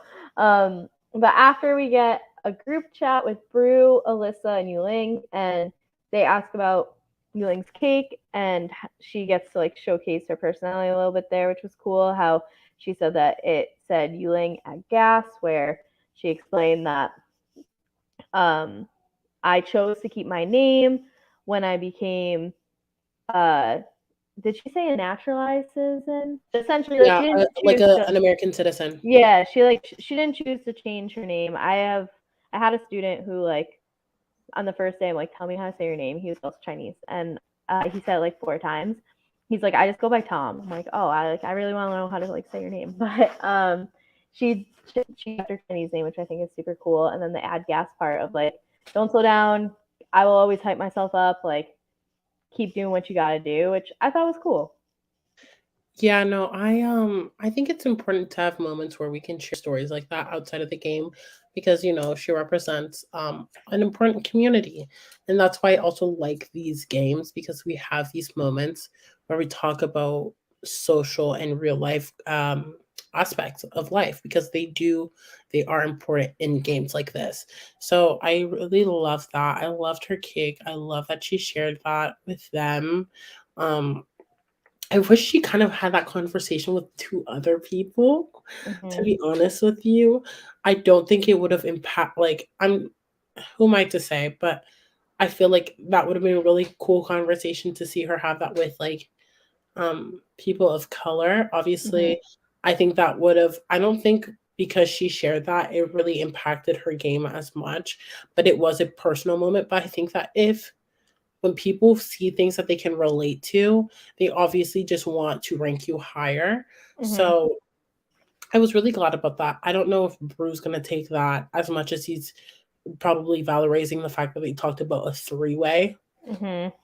You know, Yeah. it is what it is. Like I'm sure Alyssa also probably cares more about the whole three-way conversation than she does about the whole name thing. But I think it was a beautiful moment, and I'm really happy that that was an opportunity for her to show her personality, which I feel like a lot of people complained about, and why she was ranked sixth. Which I Mhm. think that cake opportunity alone shows how important it is to rise to the occasion of these games. Because when you can't chat with people, you have to use these games as an avenue to communicate and Mhm. to better your standing. And I think that grew a lot of um, sympathy and intrigue into who Yuling is. So overall, just very happy with that and her. Also, as much of it as like outside of the game component to it, it really is inside the game as well, because I think it's very hard to question her. Like, is okay? Is she who she's saying she is? Like, um, Good to point. to fake like Chinese symbols and then to have this meaningful story. Like, you can lie to that extent. We've seen a guy lie about having like a baby at home that he needs to feed and everything and all that on UK. I almost said UK Survivor, which like what the fuck is that even? UK the circle. And uh so like you could, but I think I doubt that Brewer Alyssa is questioning Ewing as a catfish right now That's because so of that. true. That's such a good point that I hadn't even thought of. Like also like everyone else who wasn't even in that conversation also like would not think. I feel like that would be very problematic a little Mm-hmm. almost if it wasn't someone from that community writing all that. So Mm-hmm. I definitely think that no one thinks Yulin's a catfish. Yeah, which can like get you farther in this game because Agree. people get very caught up in getting out catfish, which Which is so weird. Can we actually talk about that for a second? I find that so stupid. This whole we need to get rid of catfish. Even catfish are like that. I'm like mm-hmm. those. It's actually kind of crazy when catfish have that mindset because I'm like, but she's one of you. He's one of you. Mm-hmm. They're one of you. Like, why wouldn't you? I think it's an easy strategy to latch on to. It's like very low hanging fruit within the strategy realm of the circle. But if you're a catfish and that is the like easy one, like, oh, we pick them because we think they're a catfish or whatever, to like vote them out as influencers, then wouldn't you like want to try and keep catfish around as a catfish? And I think we've seen that mentioned like once or twice offhandedly, but really almost every single season just really gains momentum of like we gotta get the catfish, we gotta get the catfish because people like latch on to that. I just find it so weird. I don't, and I think people are focused on the wrong thing. And like, here's what I mean by that. Like I can understand pushing that narrative, but it's like you want to be the most popular person ever. So who cares if that person's a catfish or not?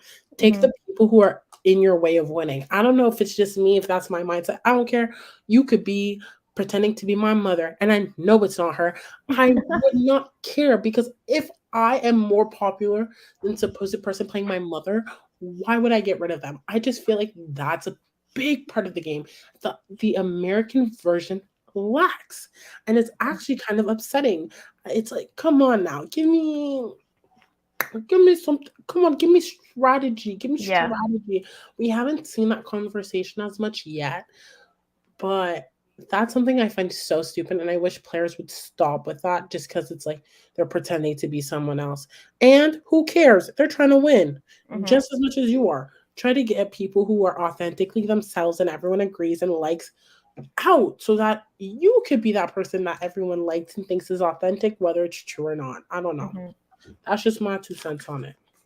Yeah, I agree. And in earlier seasons, I've podcasted about, I've kind of hoped that we would get more people who play the circle who've watched the circle, because I Mm-hmm. think that's really how these games evolve, isn't as much of like the twists that you throw in, or what Mm-hmm. production tries to do. It's the quality of the players that you bring in.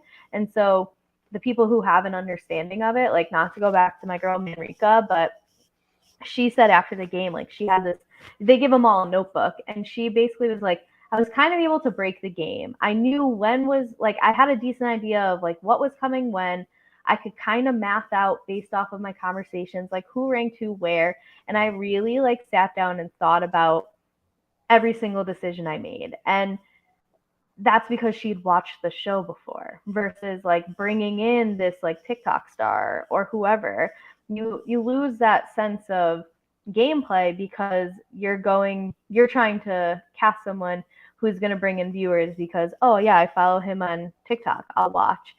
And so I'm hoping that if the circle does have longevity, that casting moves in the direction of not everybody has to be a super fan, but I think like Survivor's gotten to a good point of like most people have watched the show and they're not just recruits. And you need that for the circle to evolve. Otherwise, there's only so many twists I think you can throw into the show to keep it interesting. You really want the gameplay to evolve, and that's the best way to do it, in my opinion. Agreed. So during this chat, again, she cracked me up during this when they're talking about the throuple, and she's like, what's the key to a great throuple? And she goes, communication, loyalty, and great dick. I just wasn't ready for the great dick line, so like it caught me off guard at like 7:15 in the morning. Yu Ling is such good television, y'all. Mm-hmm. I can't make it up. She is too good. Like I wish more of that personality came out in chats a little bit more, but maybe that would be good for her game because she would be really popular and then out ultimately. But she's one of the people. There's only a handful of people that have, when they come on my screen, I know I'm just gonna get a good laugh. Like Krissa, or like even Krissa just dancing in her apartment is so like funny to me, and like I see myself in that way. Same thing with Frank, and same thing with Melby and Emma, and then obviously Yulin. Those are the only people so far that every time they just go on screen, they make me laugh. I get a good kiki. I'm like, yes. Like, I love a good mix of strategy and comedy and entertainment, because strategy can kind of like, if the person's not giving what it needs to give, it can be a little meh. But I like it when you can have a good balance. We need both. It doesn't have to come from the same people, but we need both to have a good show. So she's one of those people who just gives one-liners and gives it to me, and I laugh. Like I cackled when I heard that line. Oh, same. Absolutely. And I agree with you. And I think that's like, that kind of makes casting for this show hard, because to find someone who can entertain based off of being by themselves and is mostly reactionary, that's difficult enough, much less add in someone who can like game the game. I think that this is probably a hard show to cast for. So but I still think they could have done better than Paul. But speaking of Paul, we get Paul starting a private chat with Carol. So it's the parents talking, and Carol picks out like pretty quickly. I think that this might be Paul's daughter Parker playing them. So I'll shit on Carol for saying that they're as Italian as it gets, being in New Jersey. But he has a decent brain for this game. He's not dumb. He's definitely thinking things out. But like I said, I think he has an uphill battle trying to play as his mom. When I was talking about like strategy and it's meant like, that's kind of how I feel about Carol. I don't know. He's not someone that I want to root for so far. It's episode 2. Things can change. He might become an underdog where I might be like, I want to root for. But it's just, for me, it's like, meh, like, okay.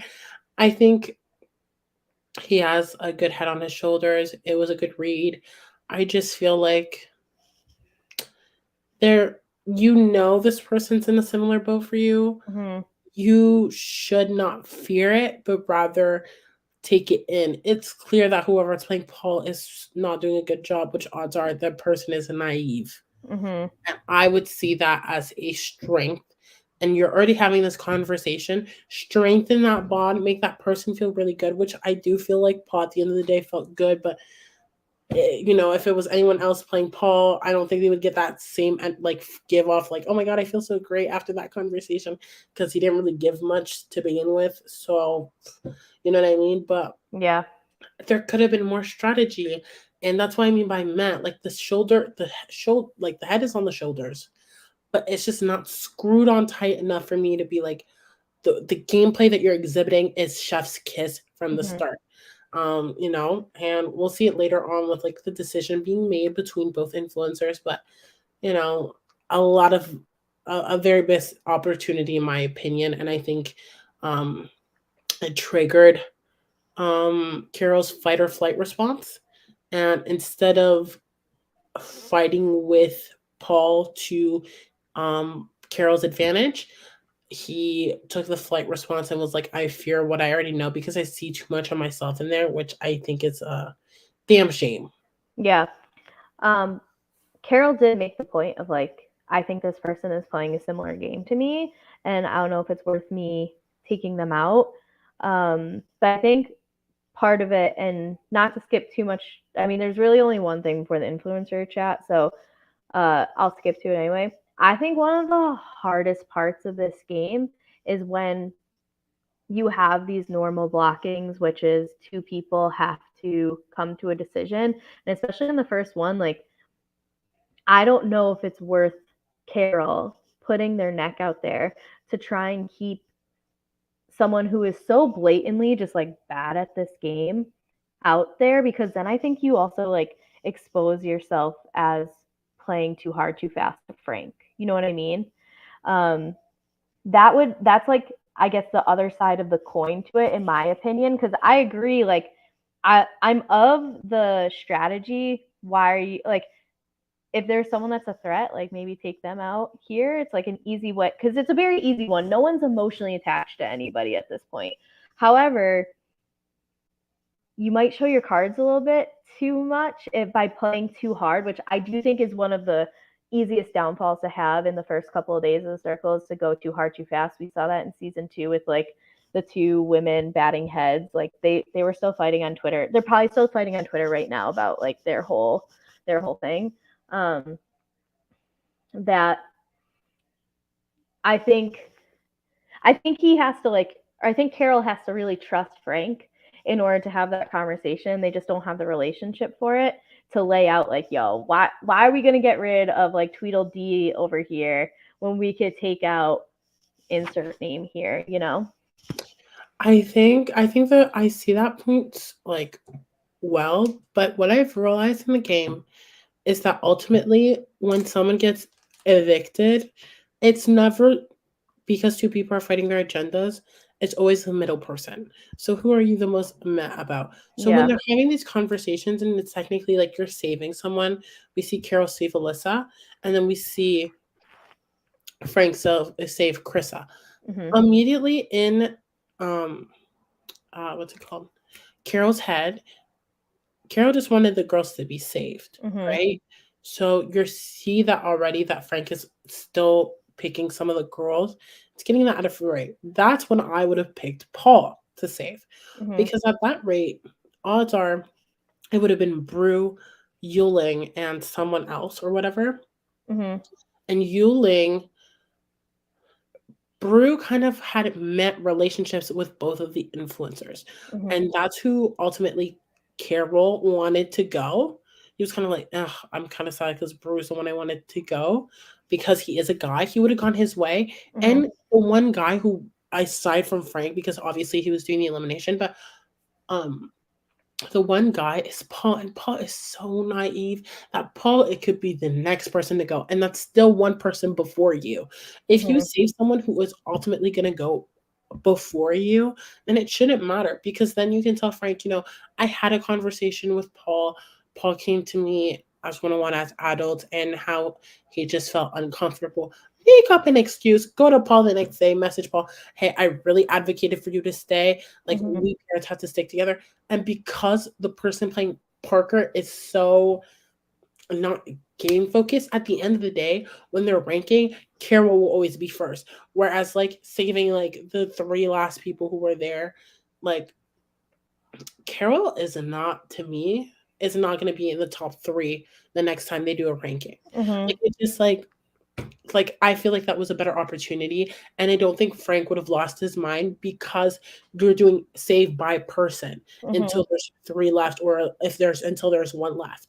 That's how the game has always worked. So I would use that to my advantage, and I feel like again, the idea of having people on the show who watch the show and who like to strategize is what's ultimately going to make the gameplay overall better. But Mm-hmm. I think that was a really good opportunity for Carol that wouldn't have looked too intimidating, because the conversation could have been like, okay, save one.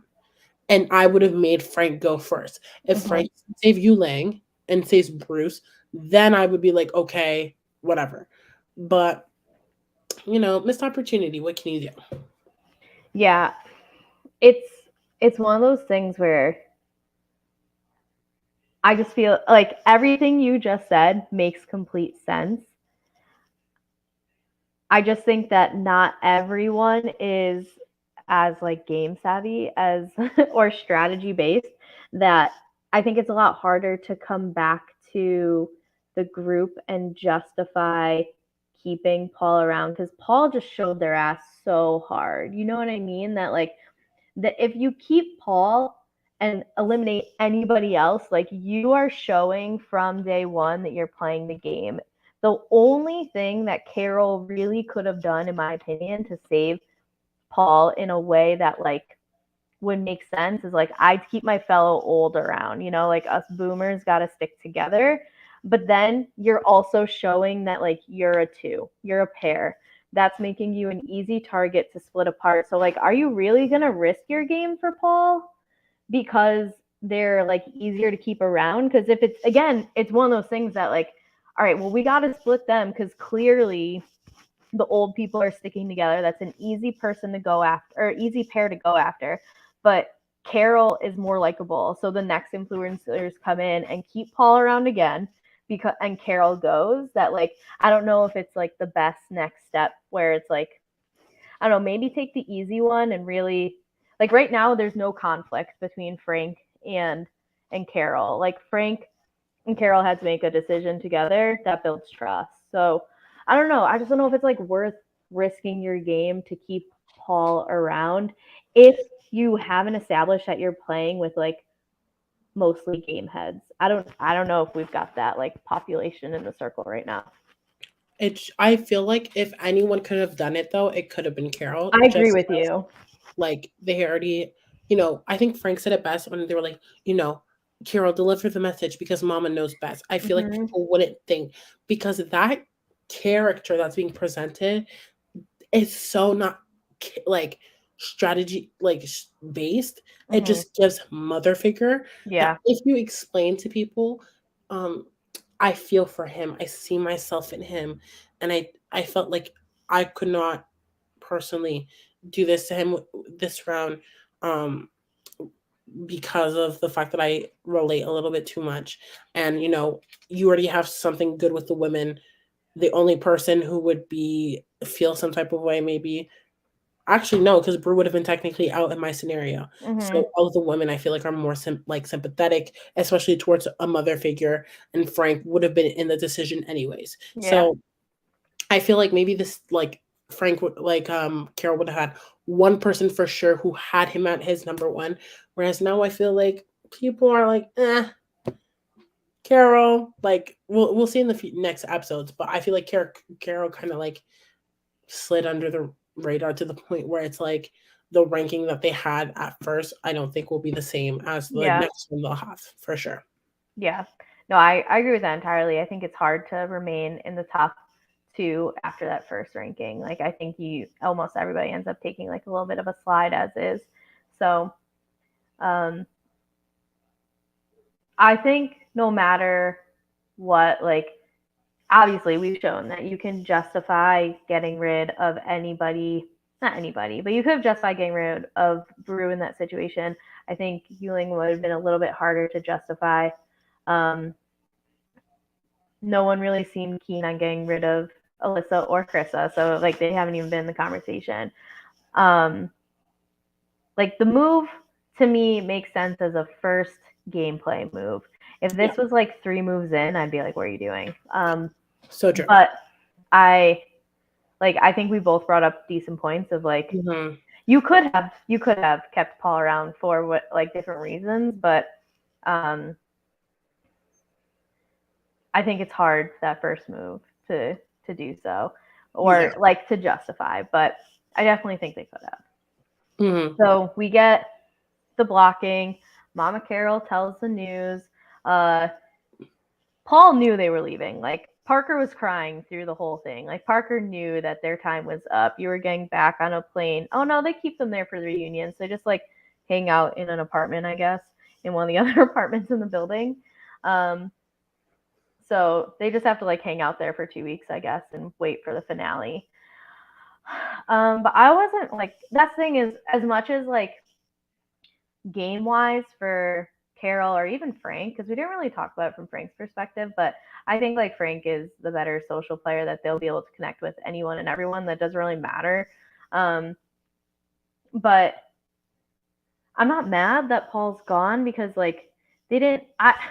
To me, it just makes me so mad we're wasting a spot like this on someone who can't back up being a catfish with having a brain.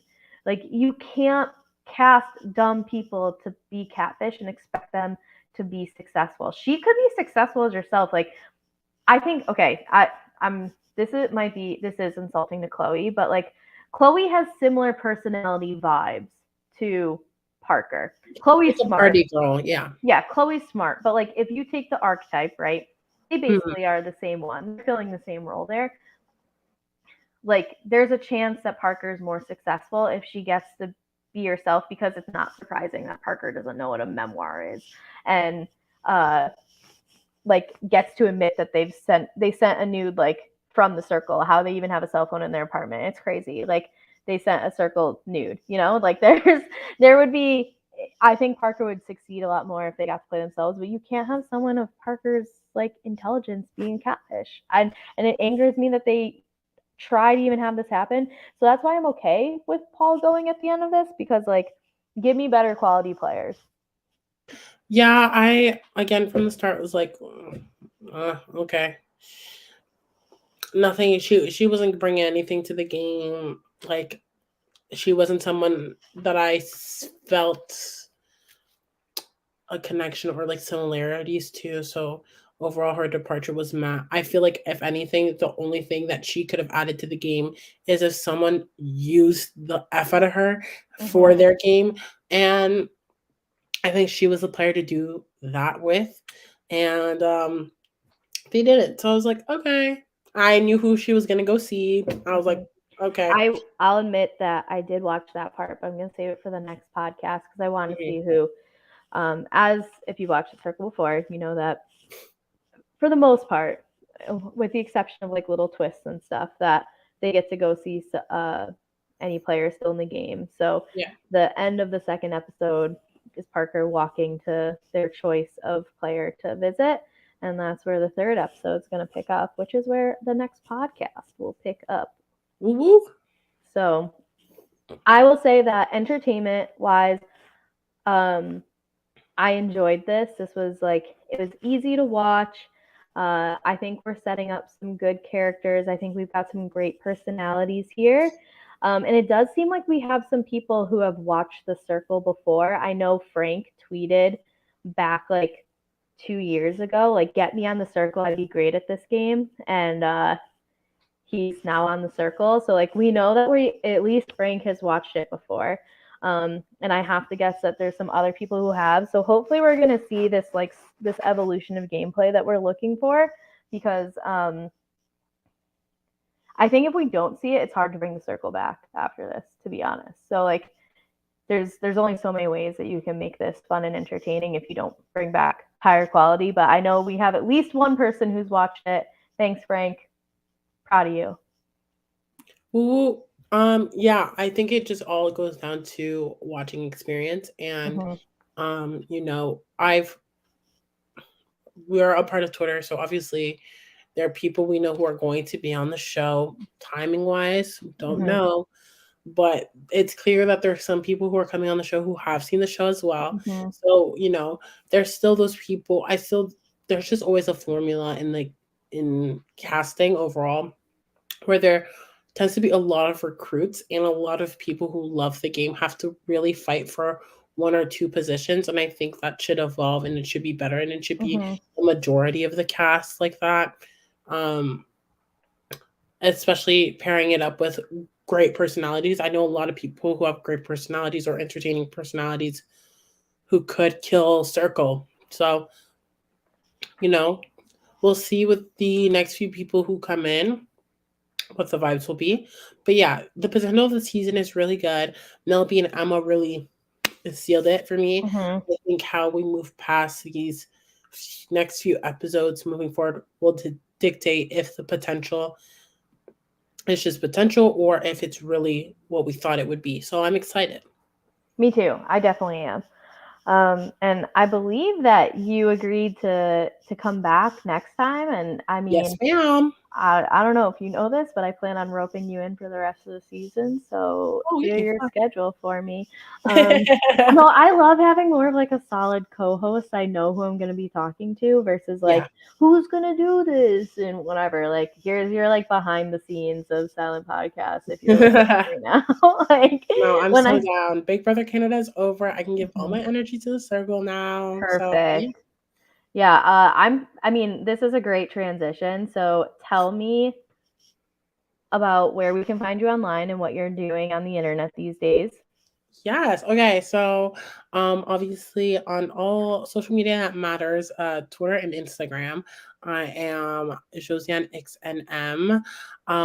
I just tweet about reality TV, especially competition reality TV. But I'm working on a few things, potential other podcasts as well for Silent Podcasts, more on the love dating realm of things, Ooh. obviously. I will be staying up to watch the Selling Sunset reunion, so I will be tweeting about that if you want to tweet about that as well or to have that conversation. But yeah, thank you for having me. I guess officially I'll be your co-host, so this is Yeah. really fun and this is a dope first episode together. So yeah. So despite the fact that she called me old at least twice, I'll bring her back. Uh, no, anyway, you can find me online everywhere that matters, which is Twitter, Instagram, TikTok, and most importantly, Venmo, KGD26. I know Uh, that's right. I, Pay her. Give her money. I, I joked about it once with Katie that I should say it, and then I just have started doing it since then. Um, so I don't tweet as much like live reality TV stuff because I tend to watch everything like later than when it's on. Mhm. But I'll tweet sports, I'll tweet dumb things, just like I'm the person you should probably mute. But um, Me. so however, and I'm wondering if you should do this from the Silent Podcast thing. I don't know if you saw like I had a tweet from this episode of Real Housewives of Atlanta that like plus 700 likes on. I've been Um, seeing you tweet about Real Housewives on my timeline, and I'm like, I just don't watch that show, so I yeah. can't interact. But I love that you're doing that. Y'all follow the Silent Podcast on Twitter, especially Mhm. when Kari tweets. It's so fun and fresh. Get into it. I swear you won't Mhm. regret it. I was so proud of that. I'm so proud of that tweet.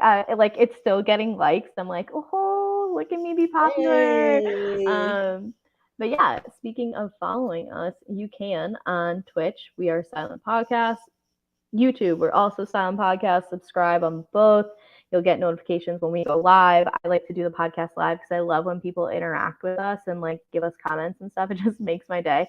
And on Twitter, we're silent_podcast. I think you're going to see more people live tweeting shows. So come on out, follow us wherever. Also, want to give a shout out to Valencia, who is like Katie and my biggest fan, and she was here for us tonight too. So Valencia is just my number one. But yeah, we all. Oh, also for Silent Podcast, you can find me where all I'm doing in the near future is working, doing my homework for my doctorate, watching TV, and then podcasting about it. So you'll catch us back later this weekend with episodes 3 and 4 from this week. Next week, the challenge starts. So we're going to be talking about the challenge All Stars next week. And then Katie and I do a weekly podcast about the real world, which is bringing in some numbers, which is cool. We're having a really fun time watching it, despite how problematic Julie is. So if you watch Real World Homecoming, definitely check out our podcast.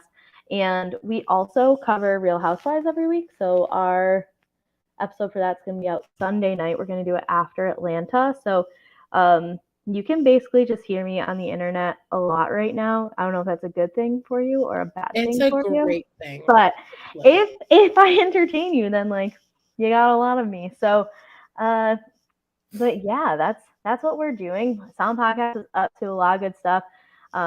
Our Big Brother Canada people, so Josiane and Katie and Isaiah and Lance, they're out there doing exit press with now.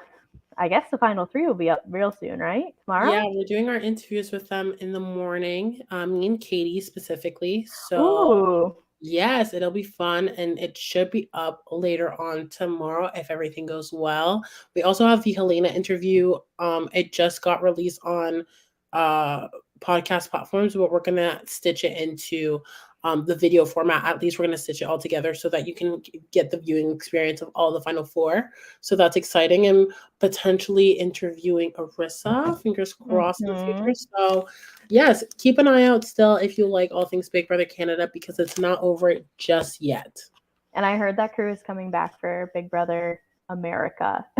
Yes, so we are keeping the same gang alive for the US version. When that gets announced, we'll be doing a cash draft. Hopefully I win again. I just won tonight. My final 2 Only people. winners allowed on this podcast.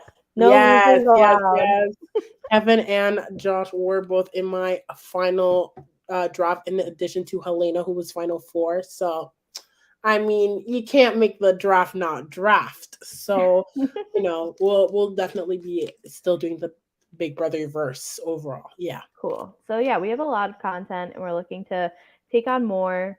So listen to Solemn Podcast, subscribe to us, follow along. Social media especially. We love to hear from you. But until later this weekend when we cover episodes 3 and 4, enjoy your night, enjoy your day, enjoy whatever you got going on. And we will catch you on the internet later. All right, bye.